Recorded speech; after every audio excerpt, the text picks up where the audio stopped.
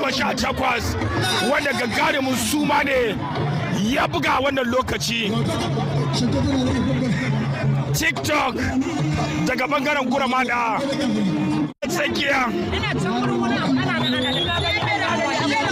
har yanzu da TikTok wanda an zabare shi an ɗauke shi na TikTok.